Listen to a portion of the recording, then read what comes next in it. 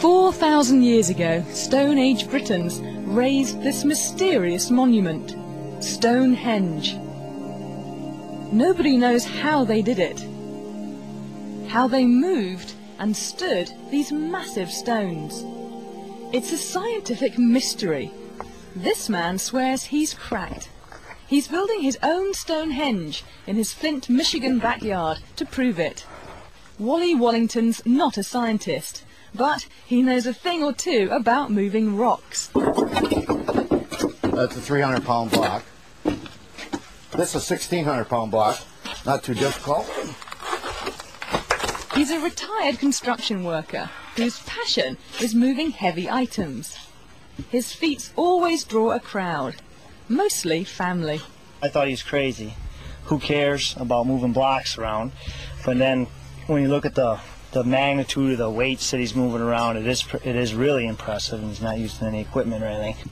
In playing with blocks, Wally thinks he's discovered how Stonehenge was moved. This is my first Stonehenge arch I permanently put in place. It's 3 blocks, they weigh over a ton each. It's all based on a very simple technique. I found a simple explanation for this, to move a block about the weight of a minivan, would be to place a stone underneath it. And once I balance on it, I can spin it. Of course, with that spin, you've seen I didn't go anywhere. But I got 2 handles on my lever, and I could place another stone on this side. Now, every time I spin a half rotation on each stone, I move the block horizontally, the distance between the stones.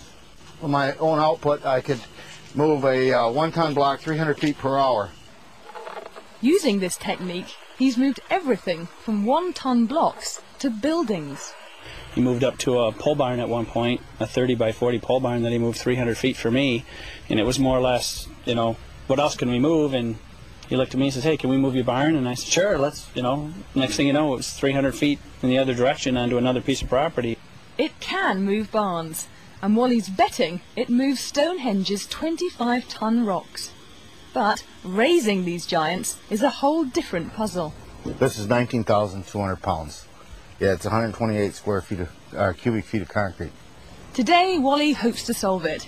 He'll put one of his theories to the test and try to stand this 19,200-pound block by himself.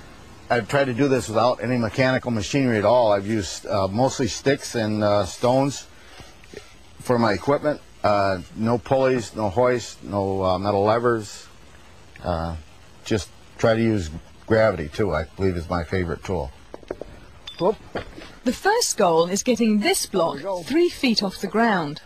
In order to move it up to this point, I just rock the block back and forth, adding weight to that end, and that opens a gap on this side, and just slide a board in.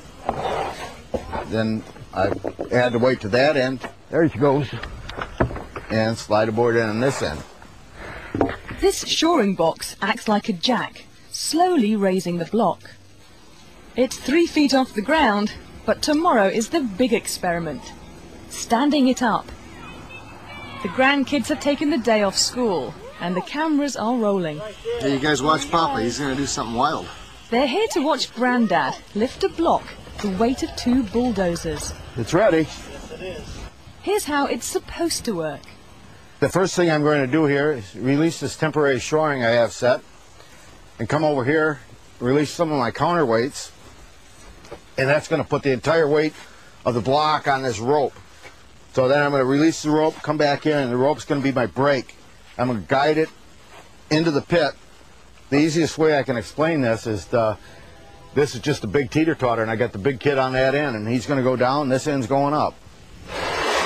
He believes in his technique, but he's had some setbacks in the past. One day I got thrown over top of a block, and a couple times I had the blocks roll off the top and almost land on my feet. One time I knocked myself out cold on the concrete. And so it's been challenging. Okay. Are you ready? Yes!